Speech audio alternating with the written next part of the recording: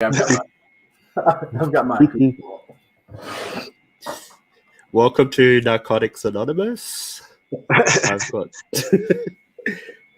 What are we talking about? I'm reading Slumps today, apparently. It's been ages since we've done one of these. I know. I've missed them. I was looking for any excuse to get the band back together. And The band.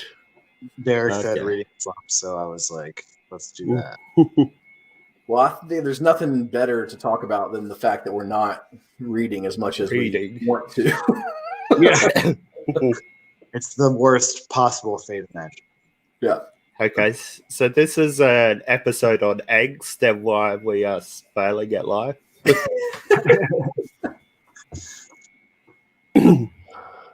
Yeah, we're going through some shit. Yeah, well, I mean, the whole world is, right? I think we're allowed to do that. I mean, it's become more of a discussed topic, I feel like, since quarantine started and everything. Everyone is like, there's this whole pervasive culture of like self, tracking every data point of your lived existence, and then like it's immediately preceded to like a totally new social situation where like now you are more aware than ever of what you can and can't do and aren't spending your time doing. And I just aim for 4 books, so the 4 books is a good goal. That is a good goal. Well, I killed it during the initial COVID, like this time last year. I think 2020 I had my biggest, strongest reading year in a decade, easily. I mean, I was posting on Instagram like my book hauls of months, and they were, I mean, it was absurd. I was like really going through, but there was nothing. It was how I would keep my sanity, and I heard from a lot of other readers that said I can't focus, I can't concentrate. And to me, it was pure escapism. Like, I really was into just like take me away. But now, man, I'm just having trouble focusing through a whole book. Do we have to go look at the books to see what you were reading? See what the escapism was? Actually, I looked at the reason I mentioned that probably is because I looked at that recently to see, was I reading different stuff? But no, I mean, it's the same stuff I always read, a pretty decent mix. Yeah. 70% still translated literature, and then the rest, I mean, I'm reading more independent stuff now for like reviews and things. And that's different because it's a different type of reading. You're reading it always trying to think of like, what could I say about it? But even still, like I've struggled, and I think it's with stuff that I wouldn't have struggled with a year ago. It feels like you're reading poetry more now. Well, that's been my slump buster. Yeah, that's been my slump buster. I brought up. Yeah, my last 2 videos were on Whitman, and then I think my light's all messed up. Yeah. Oh yeah, they're all messed up. And then 2 white books. 2 white books. And then a translated one, Nicanor Parra's anti-poems, translated by 100 people. But so I do feel that poetry has been a lot easier for me to read while I'm not able to sustain momentum for the novel.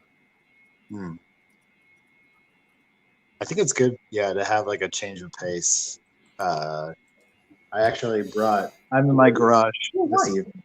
It's where I belong. But I went on like a poetry purchasing spree recently, and I got this one, DMZ Colony by Don Mi Choi, and I think it's been getting more. I guess it's won some awards recently, and Don Mi Choi themselves is a translator. They translated a collection of Kim Hai-soon's poetry, Autobiography of Death, I believe it's called. And back when I like made booktube videos, that was like one of the first books I talked about. And so it was like cool to see that their translator is having like a a resurgence, and then I was like, well, maybe I should buy some poetry to like mix it up a little bit, just engage. You feel a different sense of responsibility, I think, to like different kinds of literature, and if it's something that you don't do that often, like poetry is for me, and maybe for Derek too, it sounds like, and maybe for you as well, Michael. I actually don't know if I've actually talked about poetry, but not often. It's kind of a little mix up, and I realized too, like, I thought poetry books were supposed to be like kind of slim and unintimidating, and then you have to like really exert the mental effort to figure them out as you're reading. But like, I bought 3 books of poetry at the same time. They're all just like they're larger than a standard novel size in terms of like the page layout. I don't know if like contemporary poetry just like takes up more space on the page, or if this is just like it was weird because I thought I was receiving like some kind of textbook for my husband's a professor and he gets like these odd packages on occasion. But no, it was like 3 books of poetry. I expected these like slim little wisps of a thing, and they're like these like honking, like canvases that people are doing stuff on. So I'll get to them eventually. Book collecting. I mean, what about you, Michael? Have you been? I mean, you've been doing the Invisible Cities project, right? So that trying. Okay. Well, I was thinking that must keep you somewhat on track, like, or do you feel like you're in a slump as well? I definitely feel like I'm in a slump. The last 3 books I read, I didn't enjoy, so that doesn't help. What were they, or do you not want to say? They were books. Okay. One was a book club book. Let me have a look. Yeah, one was just a German crime novel that I read. One was for Invisible Cities, and the other was a book club book called Leave the World Behind, which is about the end of the world kind of thing. It wasn't that exciting for me. Not my type of book, but I go to book club to complain about books. Yeah. There was somebody, everybody's been doing here a lot of companies, all kinds of like culture, team building virtually. And I'm at a large company, so maybe 800 people or so.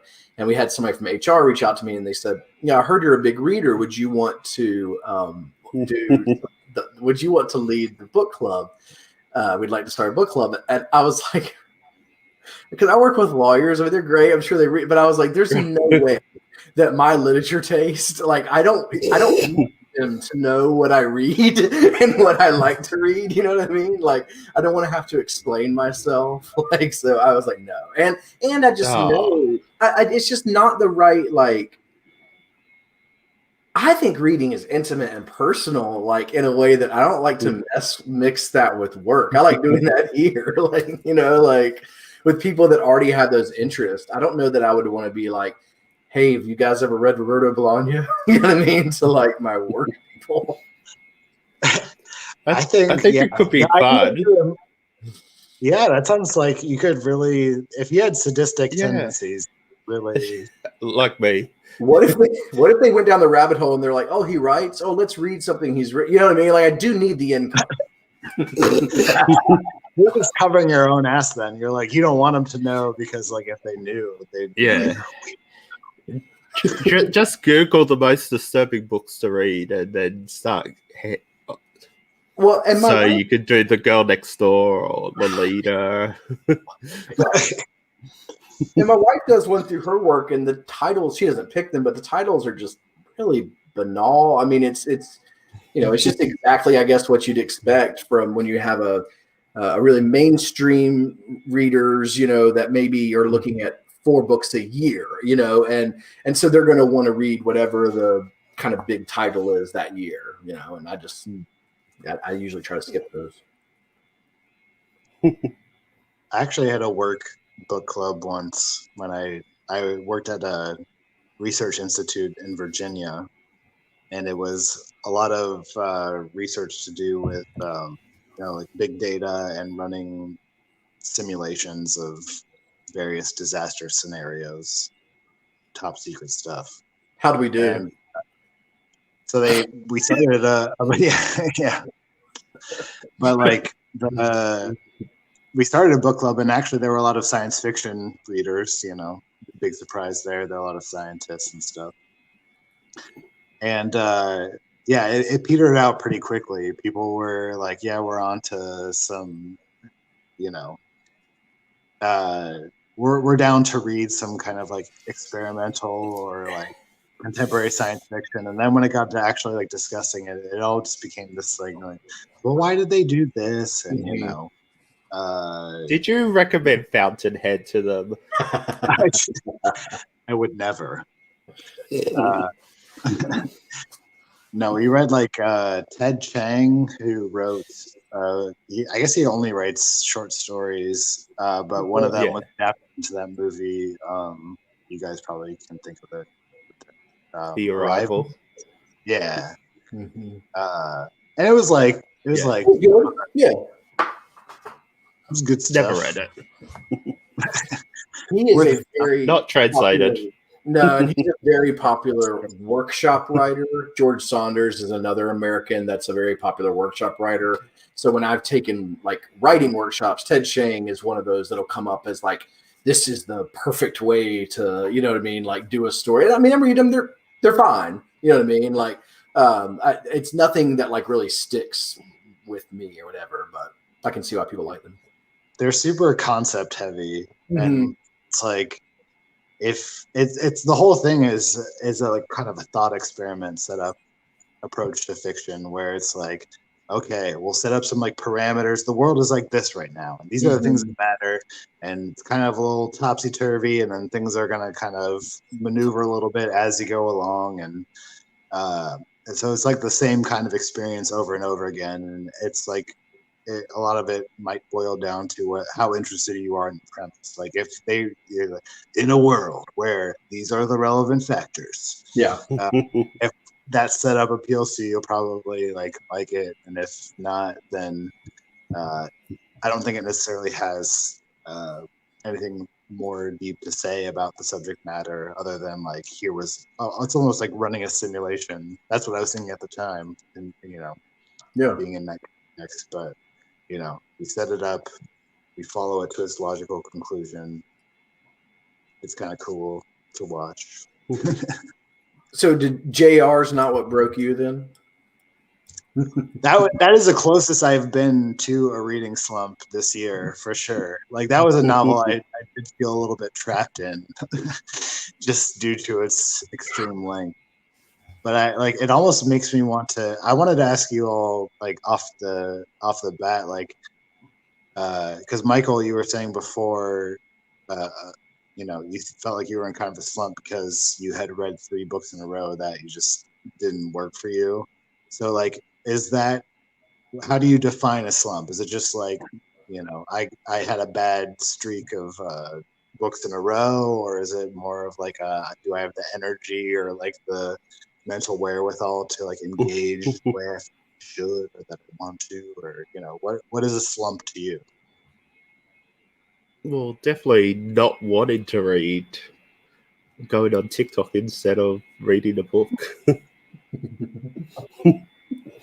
Stuff like that, yeah, just not getting that emotion, not getting that desire to read or pick up the books that you've got around you. That's how I define a slump. Even audiobooks sometimes makes it hard to like listen to that. Do you have like any tricks you use to like, build your motivation back up, or kind of trick yourself? If I knew a trick, I wouldn't be in a slump. Good point. I do think about. I thought about that same sort of question, and for me, I do like to test myself with. So I got. Are we still not going to see anything? Really? Is this how this is going to work? Yeah.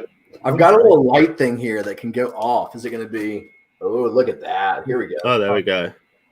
So I got this and I was like, listen, I know this is what more stuff they dug out of like his desk and then called completed work, but he's still one of my favorite writers. And I thought if this is a real slump, then I'm going to have trouble. And of course I had trouble. It's like, so that sometimes I will do that where I'll go to a favorite. I mean, because there's no way, I mean, I haven't read all Bolaño, well, I guess most at this point, but there's other writers too that like, I haven't read anything. So if I'm not liking it, then that I'm probably in a slump.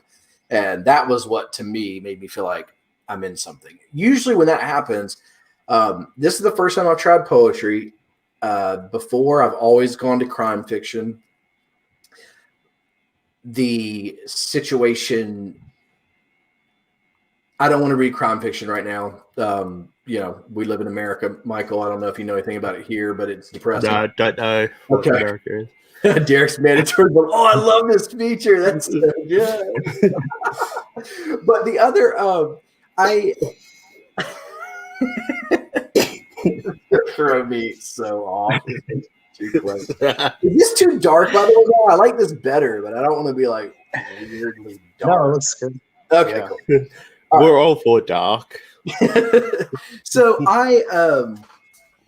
I do, and I'll try nonfiction a little bit. I rarely do, but I'll try nonfiction to bust it out. But usually I think when I'm in a slump, what's happening is I am looking for a new obsession, a new writer, because I remember the last time actually was when I picked up EEG and went through that huge phase where I read all of the Dostoevsky, you know what I mean? And if you want to throw up a little, I don't know if you're going to have time to do the umlauts, but I also always have a Dostoevsky section as well when we talk.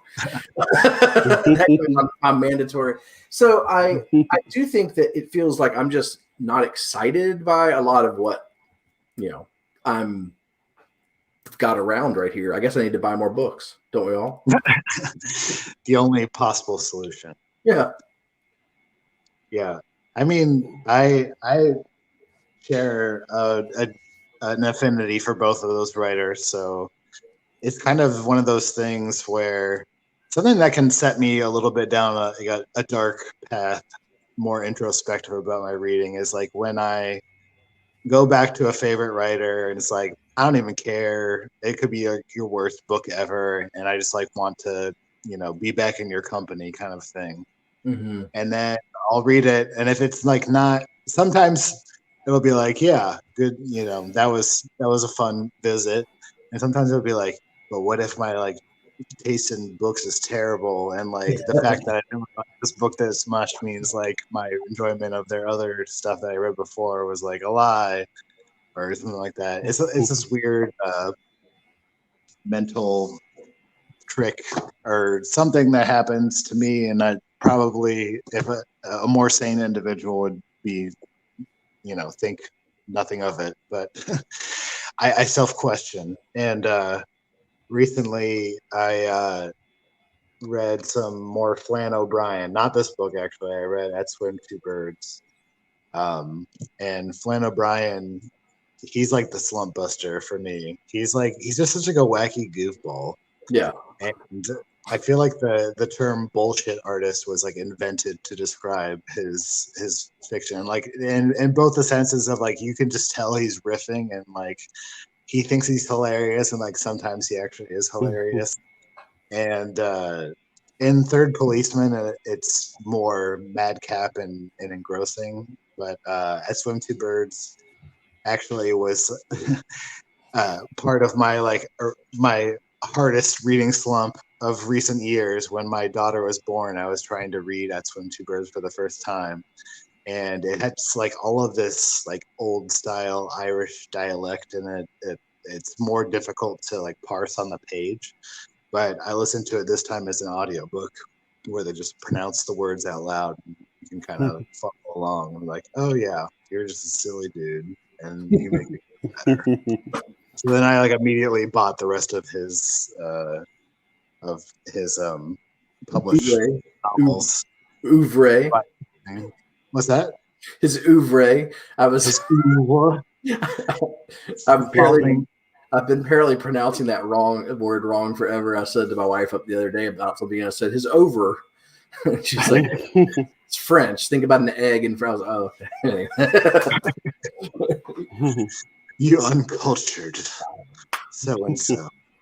I like that. Our short stories are good at Mary McAuliffe. That's our short stories a good way to reignite. Do you guys do that? Do you? Michael, hasn't worked for me. you don't like the smaller doses to get out of a slump? I struggle to get into short stories, although I am waiting for the new Marianne Enriquez book to come out in Australia. I think it's out there at the moment. So she's probably one of the short story authors that I pick up. But normally I don't. Sorry? Was she on the long list for, was it the Women's Prize? International Booker. International Booker, okay. Yeah. Yeah, that's cool to see her. She's on the short list as well. Okay. Is it one of your favorite? Isn't Can You on it as well? One of your favorites? Oh, yeah. She was on the long list for sure. I Live in the Slums, I think is the name of the... Right. I haven't read that. I don't have that one. I don't either. And actually, I thought of... because I have the third book in... There's like a... She described it in an interview as sort of like a...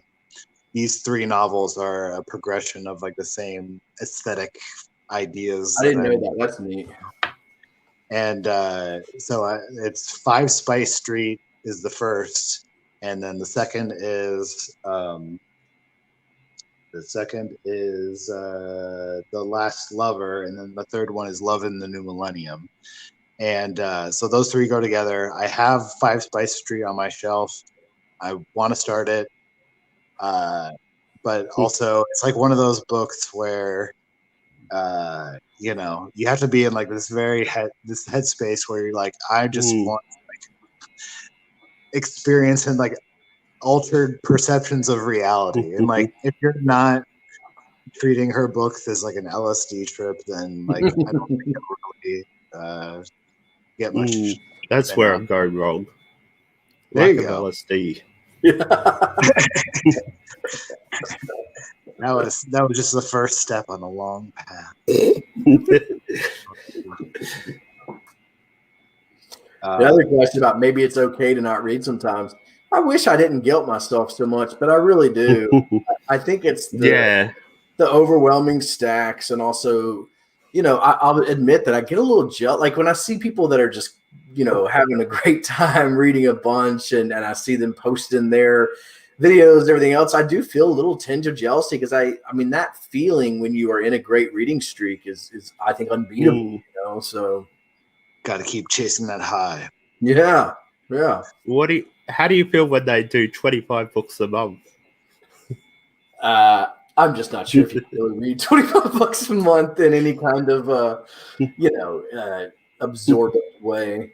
Maybe Aria. Maybe if you could read 25 Caesar Aria books. That's about it. But like, it does seem a bit excessive. Yeah, it's a lot.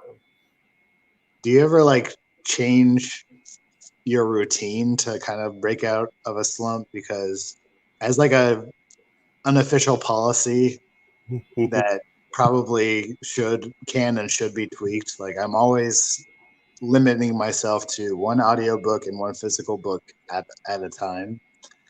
And sometimes I think to myself, like, you know, it'll just line up that I'm doing like 2 really heavy texts at once, and I'm like lagging on both of them. And I feel like, well, maybe if I just, you know, threw in something a little bit more fun or something like that, then I could like regain some momentum and it would have a positive effect. Yeah, I tried Turn to Crime like as palate cleansers, just reset everything, just read something. We know Derek's having a smoke. That's right. Yeah, but for me, crime novels are my way of just like resetting, trying something easy, something light. I do change up. I mean, I don't know if you remember the first time I talked to Michael on a podcast, I told him, "Oh, I'm a one book at a time reader," and that was for 20 years. And then that was law. yeah, and that changed. And then last year when I had such a great year, I was reading. That's such a great year. That's a funny way to mention 2020. But of reading here, I definitely was like about a 3 at a time, and depending on sort of the time of day, like I had a book I read at night, and then I was taking the kids to the pool every day to do something, and so I had a book there, and that worked well. And now during this slump, I've been trying to just at first I tried to just read one thing, and then I've got like 4 things going, and I mean, nothing kind of back to that original thing Michael said. If I knew what broke it, then I'd do it. But like I haven't found it yet. It's a moment of existential crisis. It's like, if my reading's not going well, then what am I doing with my life? And is everything else, spiraling out of control? But like, Michael, I wanted to ask you. You said that you turned to crime fiction for kind of breaking out of a slump. Can you recall any particular crime fiction that really felt like, was the thing that you needed at the time? I am very particular with my crime. Like, the generic stuff just doesn't interest me, so I normally go for the one that kind of did it recently was it Laura? I think that's what it's called. It was an old 1940s novel. I can't remember who wrote it. It's a great movie. I don't know if it's the same. It's a great noir. It is. Film. Is it? Okay, that film's great. I didn't even know it was a book. I mean, I guess most of them at that point were. But yeah, but that movie is based on the book by Vera. Where's her name? I lost it already. Kasperi. Yeah. So the book was written in 1943 and the film came out in 1944.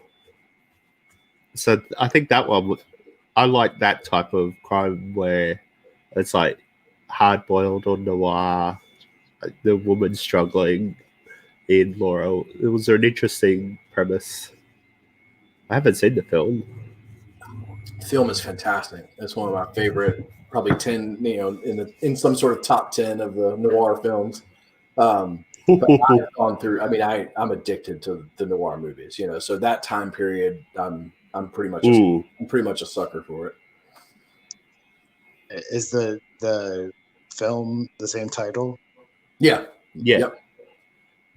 What is like the premise of the story? I'm intrigued. I like noir too. Tell me about it. It's about a woman that is killed, and I think it's this woman, Laura, that's been shot. Isn't it? Is that? I'm trying to remember. Yeah, she's killed by a gunshot wound to the face, and I think it's her dead in her apartment, but it wasn't actually her that was killed. Yeah, I went to go look at the thing. Yeah, so the house, the maid or whatever is a suspect. The detective's like at her apartment. I just looked at the wiki to remember the thing, but the main thing of the movie, as I'm reminded, you can't say. You know what I mean? Like, because it would unravel the entire thing. But it is for. It's pretty. I think it's one of those noirs that's like an hour long, But for the first 45 minutes, it's a pretty straightforward. Like, woman's been killed. Who did it? But it's the twist that makes that one. the original M. Night Shyamalan. Yeah, the original. Yeah. There was a lot before him.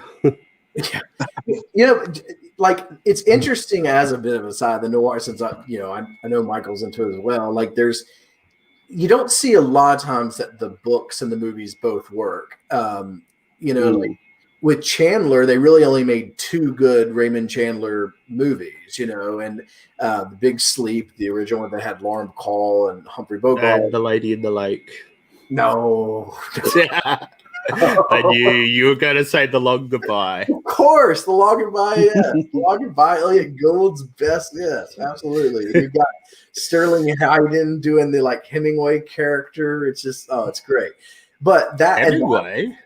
I think he's playing the writer character. Chandler character. Oh, that's good. Was Chandler a drinker like that too? Yeah. Was he? Okay, I didn't know that. All right. So It was the 40s, yeah. Yeah, I guess I should. They're drunk constantly.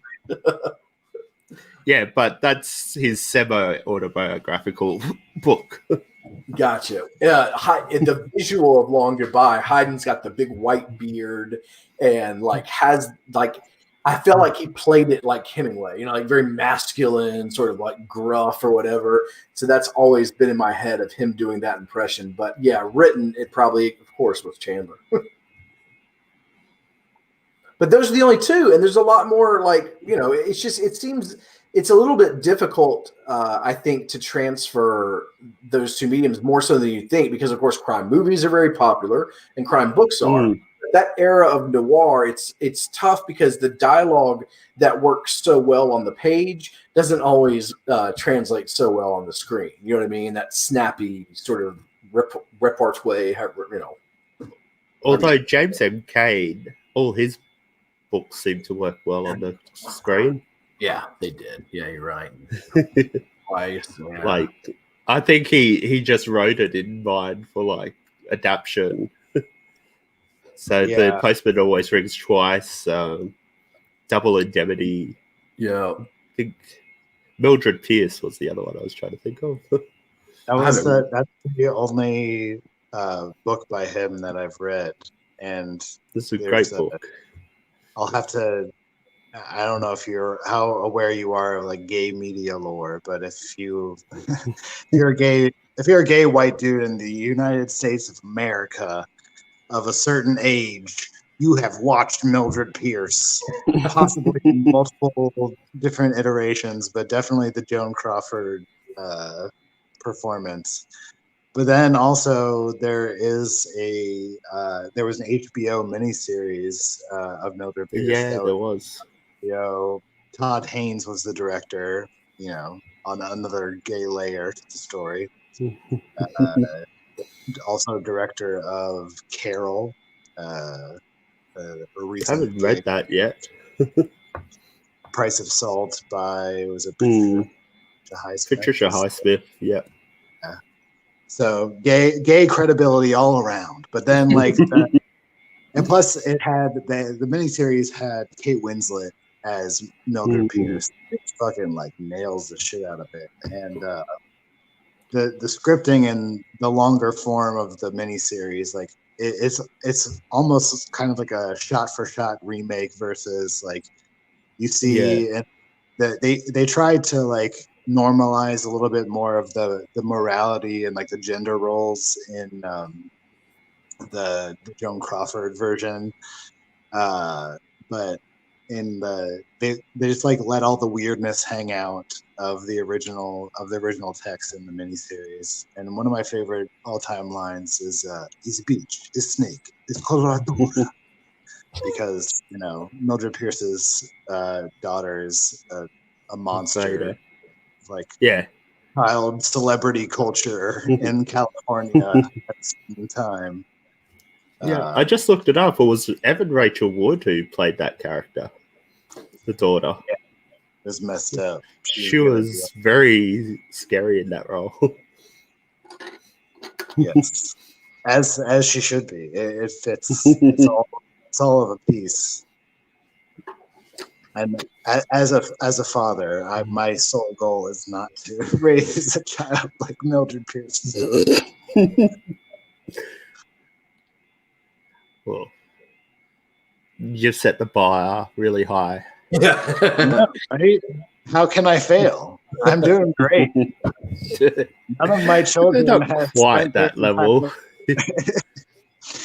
I mean, if one of them dies unforeseen from an illness and the other one is really stoked about it, then I'll know that I need to re-examine. I'm not going to repeat Mildred's mistakes. I always think that. How have you been doing it, Michael, lately? Do you have a couple different things going, or are you just I'm not opening it until something comes along? I have a few things going. I try, but yeah, I haven't been reading much at all. Yeah. Do you find that you watch more movies when you are not reading as much? No. I just watch more TikTok. It's addictive. I don't know why. You sound like the youngest person on this broadcast. I know. Like you're more humor than me. I don't even know how TikTok works. It's surprising how accurate the algorithm gets. It gets to know you based on what you like and what you don't like. And then it just knows, I'm going to send him lots of jokes or dogs or something like that. So it gets really addictive really easily. And then there is a message after an hour saying, hey, a good algorithm. There's something that yeah. It's a problem. YouTube algorithm is not that good. It doesn't have anything like that. So I find it hard to watch BookTube anymore. Yeah, you can tell the power. They're pulling some form of data that others aren't getting or aren't taking advantage of. Maybe their user base is more trying to feed into that than on other platforms. But I've heard that about TikTok, and there's something to be said for a good algorithm. And since we're on the topic of slumps, sometimes when you're in that gray area, that dark zone, you just really want someone to feed you. Just tell me what I'm supposed to read. I don't know, or Yep. I think there's something about just a quick 1 minute entertainment. It's just a quick gratification. Yeah. Yeah, I mean, I can see how. I mean, and it's designed to be addictive, isn't it? I mean, I feel like social media, it's purposeful at that. They're the best at it right now. I do end up watching more movies because when I'm reading, normally I watch very few movies. I watch hardly any TV shows, but I do end up watching more. So that's I guess where I get it. But I notice so. Much just such a different art form as I consume it. Like movies, I'm constantly trying to just I think this and this will happen. It's I follow the plot line so much more. Whereas with books, and what I like about it so much is it's the language, and so it's I'm much more interested in how an author is going to pull something off, or as opposed to trying to guess or assume what's next. It's such a different entertainment experience. Yeah.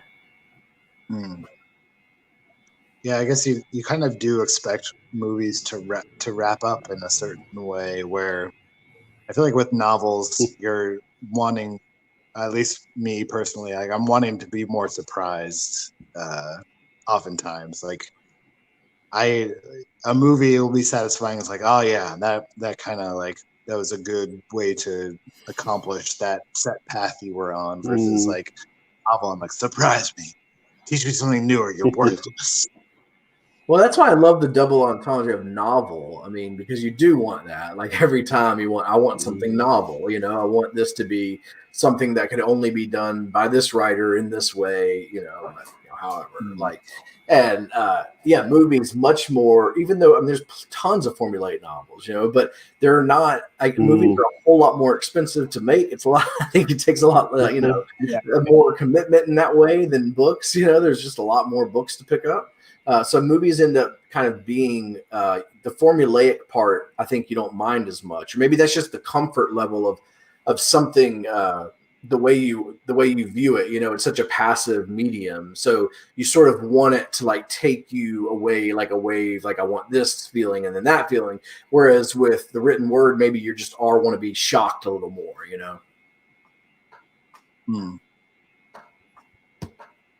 Was that Derek coming out as a MCU fanboy? I've watched one MCU thing because my son was I want to get into Marvel. I was okay, I don't know anything about this.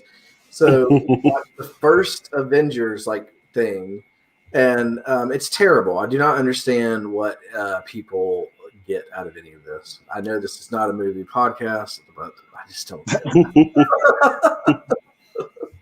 It can be. All the MCU fanboys in our live stream are gonna come after you, Derek. You will not. I don't know.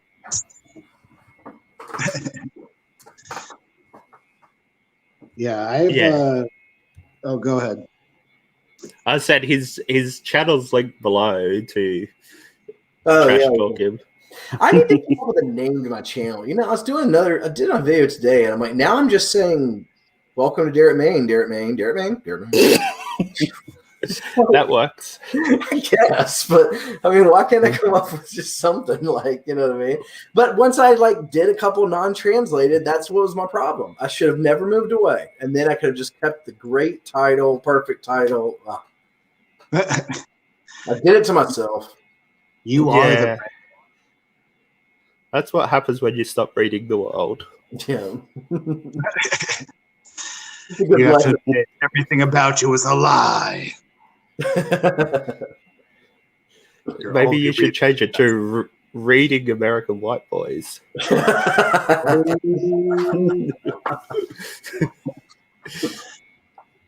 I actually, so I have a book club of folks that I've known since I was in 6th grade, and it is the original. That's right. The original Weird Book Club. That's how the idea was spawned, and we had, as a group, a bit of a slump, partially because we expanded our membership too quickly. so we have privately decided, but the original 3 members. You know, there were some folks that kind of snuck their way in as time went by, but then all of a sudden, I can't find the book. Oh, my schedule won't let me, and then we're kind of delaying these books that you used to get through at least once per month, and now it had slowed down to dramatically. So we decided to form a secret subcommittee of the Weird Book Club and just be we're going to stick to a schedule now. That's how we're going to break out of our slump. And then I let part of the slump was due to the fact that I was picking a lot of the books and no one else liked them. So yeah, that sounds right. Yeah, there you go. Death in Spring was one we did. Not a popular choice. Right. Most people didn't. Why not? I don't know. I thought it was great. They have terrible taste. Why am I still friends with them? But the one that was picked next was Bear by Marian Engel. This is all over lately. I've seen, for some reason, oh no, Dory. That's why Dorian Stuber. He was a professor in Arkansas, I think. He's a Canadian. He wrote a big piece on that. It was being shared, but I've seen that book referenced a lot lately. Yeah, it's like a book about a lady that has sex with a bear. So it's but I mean, are you sure you didn't pick it? I didn't. I mean, bestiality in some form or fashion has crept its way into not intentionally. I want to repeat. You read Hurricane Season. You guys have read that. You know. Yep. I wasn't expecting that. It's not a pattern. The government should not fund me for that reason. But his address is below. Yeah.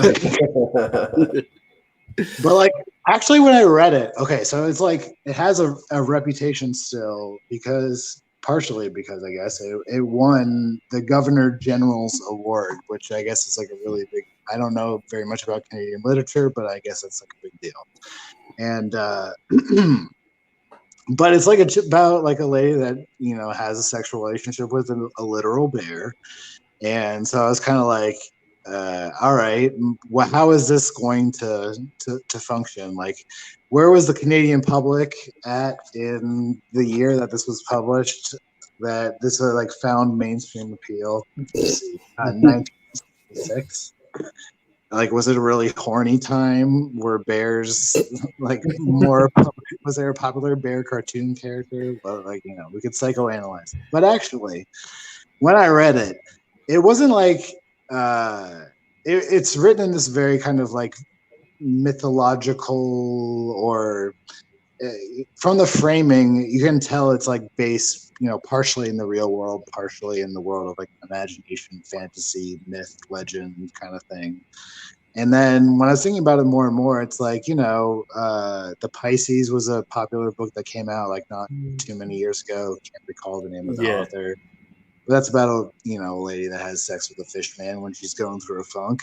And then there's also Mrs. Caliban. The name of the author is escaping me, but that enjoyed a resurgence recently. I think it was New Directions republished it or like reissued it, and then the author died, not so many years afterwards. So there was I think the last name is Engels, but I might be misremembering. Anyway, that's about a guy or a woman that has sex with a frogman. And then also, The Shape of Water was an Oscar nominee so long ago. So there's it's not Wasn't it a winner? Yeah, maybe it won. Sure. It won. Yeah. I mean, so I don't think Midsommar was even nominated, was it? Sorry? Midsommar wasn't nominated, was it, for Best Picture? No. Okay. I don't think so. They don't nominate horror. Well, it's a shape, but that's why I was thinking of that, because that's a pretty out there movie to win it. I mean, at least content-wise. I think the main mistake. It's still better than the Green Book. There's no bestiality in that movie, though, so that's probably why it didn't get that critical recognition that bestiality brings.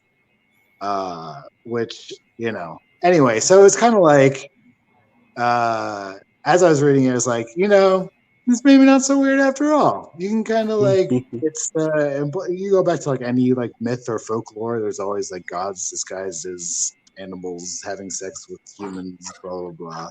And it ain't all that deep. She doesn't even have sex with the bear really. She only receives bear cunnilingus, so it's cool. Everyone's fine. And I mean, there's no chance that we didn't. I mean, humans probably try to have sex with everything at some point. Yeah. So, I mean, I think there's a reason why it's a popular allegory. You know what I mean? Like, someone tried it. Someone tried it. Yeah. So what then is Bear do? Like, it sounds like it's not just a shock value thing. Like, so what is it doing? The book itself. What themes is it working with? It's not about hardcore bear on woman sex as you might first expect. Yeah, no, it's like the premise is a woman who is like an archivist. She works for like a historical institute. Someone in the Canadian wilderness has willed the institute their estate, and their estate is like built out on these like chain of islands. It's like very remote and inaccessible, and it's the architecture is quite complex, and so they must have had a ton of money. And it's like no one barely knows this institute exists, so why would they leave this entire estate to it? And then you kind of get out there and realize like the whole premise is like it was just some like fancy that a dude had, and he had the means to make it happen, and it's not really that deep necessarily, or that's maybe some of the implications of the story as it goes along. But as this woman arrives to assess the historical value of this estate, she's being dropped off in this like on this island by herself, basically. And they're like, okay, by the way, there's a bear that lives on this property, so it's probably fine. So see you later. And they like leave her to take care of this wild animal. And as the story goes along, like they reveal, spoilers, everyone out there. This lady gets down. It's not like she fucks humans. Like she has her choice of humans. She could bang any human that she wants to. But there's something else about like this bear relationship that's doing something else for her. But it's not even like I'm speaking of it comically more so than it's presented. Like it's kind of all in this sort of hazy mist of like history and the wilderness, reconnecting with nature, and all of these like forms of folklore, like tidbits are dropped in throughout about these, mythical beings that took the shape of bears and bears' social significance in different societies and blah blah blah. So it's not like it ain't that deep, I guess, really, but also like it's more of like a vibe. It's more of like the writing style is just very skillful. It sucks you in. It kind of somehow tunes you to the fact that it's not about hardcore bear porn. It's about like some kind of taboos being broken and reconnecting with nature or not, mankind's place in the world versus consciousness. How does that work? Blah blah blah. There's some deep stuff going on. So all you perverts, calm down out there. Well, I mean, of all it sounds like she could have chosen another way to tell it. You know what I mean? That's all. Like, why did we need the device of the? How would you tell it, Derek? How would you tell a better story about having sex with a bear? This sounds like a naturalism writer, like which I love that kind of stuff. But like, I just mean, why did we need to throw that in? Like, what purpose does it serve in the? I don't know. I was thinking about your books. Well, I was thinking about it. Actually, I was thinking about Lolita while you were talking about that too. Like, because that's the thing. If you've never read the book, you just know that one thing. But then the book is about, obviously a bunch of other stuff, and it's interesting to think about it from a perspective of what is it that like needed to, why did you need that particular impetus? Could you have explored some of the same themes without the taboo or whatever? I'm not saying you could or couldn't, but it's just interesting to think about. The reason it had to be written that way is so that I could know for a fact that bears have a bone that supports their erect penis.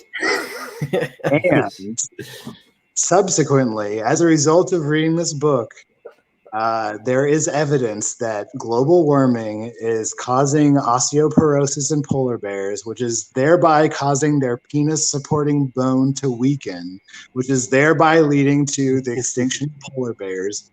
Derek. That is incredible info. That is worth it. Like, and now I will become a champion of the polar bears, and their fate will be different than it otherwise might have. Yeah, no, I mean, it is. She definitely knows a lot about bears, bear biology, and fun bear trivia. It's part of the experience. That's awesome. All right, Michael, I feel like you should issue a concluding statement about reading Slumps and how well we did in talking about them. Sit in the corner and cry till it goes away. I don't know. I don't know how to get out of one at the moment. I guess you just have to try different things, see what works. Do you, buddy reads have worked for me sometimes and sometimes failed. No. But I'm doing the tunnel in the fall with a couple other booktubers. And which tunnel? The tunnel, William Gass. The tunnel. I assumed it was that one because you don't read translations anymore. Is it Sabato? Is that the other tunnel? Yeah, that's the one I thought of when you said the tunnel. Yeah. No, this is the Gass version, which stuff like that. Those big books are like JR. I mean, I told Dan this, but I wouldn't have been able to finish it without doing it buddy wise or whatever. So sometimes I think that's a way you can do it, but that's almost like counterintuitive in the sense of like when you're in a reading slump, you kind of want like 110 pager to breeze through and like get the good feeling so you're back at it. Like you're staring at a 1,000-page book that can kind of keep you in the slump. I think big books are the best ones to do as a buddy read because they push you through. Mm-hmm. Not that I finished the Book of Disquiet at all. Well, I mean, that was a failed buddy read experience. Yeah, and for a lot of reasons. Yeah, but I also the fortune cookie nature of the way it reads I do not care for. And I ended up reading more. Actually, I stopped it for a while and reading, picking up more. And I do love the writing. I understand why he's great. And I think that it's almost like it's the way it's collected that bothers me. Like I don't think honestly, I think it's an editing choice. Like there's so much of it, like, and it doesn't stop, and the theme is the same throughout. So like there's like it doesn't ever let up. And I understand that can be part of its power, but I mean I don't know, it's just tough. I mean, that's a really depressing book. Yeah, I still love this, and I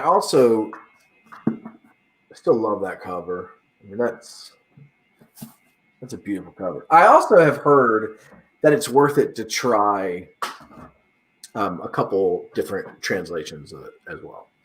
I've heard that they're pretty varying in not like different people like different ones. There's not like a bad one, I don't think. My understanding is that it's a preference based. And about, and I think that like one of that para that I tried to hold up earlier, which I guess I can now, anti-poems. So these are all translated. It's just that each one is a different translator. So like this would test your name, the translator skill like crazy, but they're translated by Allen Ginsberg and William Carlo. Like it has one thing that's like super cool about that is it's poets who speak English who like find this little thing that they like so much that they have to like translate and give to their friends. Like that's such a neat, but like even with that, you can see because in this version, it's got the Spanish like right next to the English, and the translation decisions that you have to make with poetry seem so much more intense, like so much harder, And I think that's why, I just think that connects sort of my thought that there's not necessarily a bad translation, but there may be a translation that just doesn't work for you in the way that it flows, because its poetry's all flow, Yeah, that's I feel there's like more contention among poetry translators than there are necessarily of fiction translators, and maybe because it's easier to complete a poetry translation than it is a full length. Yeah, do many translators do both? I was just like, when you said that, I started to think. I wonder if I can't think of many. I can't think of me. Well, I mean, this is Margaret Jo Costa, who she's definitely done. Well, yeah, obviously. Yeah, she does everything. She does everything, but that's like a seminal text type thing. I can understand why you'd bring in probably the world's most famous translator to review one of the most famous, but for the most part, when I see new books out, Emma Ramadan, I guess in English, I think she does poetry and fiction because I believe she just won the PEN Translation Award, and I thought it was for poetry, even though I know I've only read like with you like Revenge of the Translator, the novel stuff that she's done. Frank Wynn might do poetry as well. Oh, he might. Okay, yeah, I've read lots. He does a bit everything. He does like 6 languages or something like that. Yeah. Like I don't understand how that. I just don't.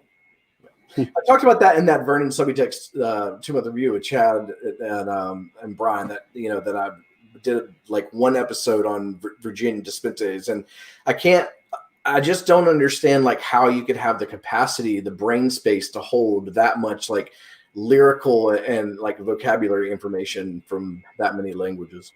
It was interesting that they got Emma Ramadan to talk about translating afterwards because she was surprised how like some of those slang and stuff that he was able to pull off.